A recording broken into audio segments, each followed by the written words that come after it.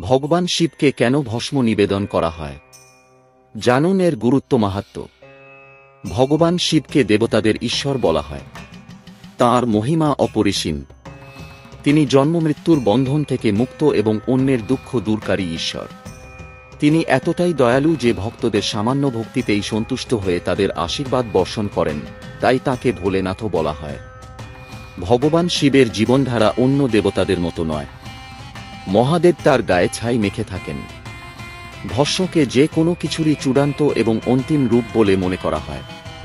শাস্ত্রে এটাও বলা হয়েছে যে মহাদেব ভস্ম খুব পছন্দ করেন, তাই তিনি তা নিজের শরীরে মেখে থাকেন।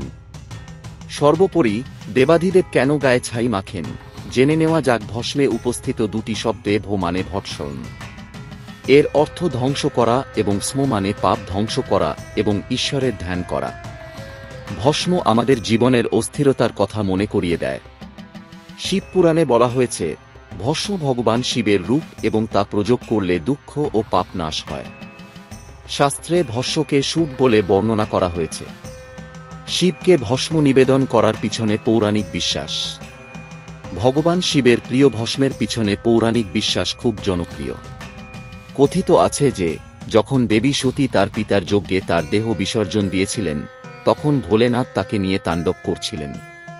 এই সময় ভগবান বিষ্ণু তার বিচ্ছেদ বেদনা শান্ত করার জন্য দেবী সতীর মৃতদেহ তার সুদর্শন চক্র দিয়ে টুকরো টুকরো করে দেন।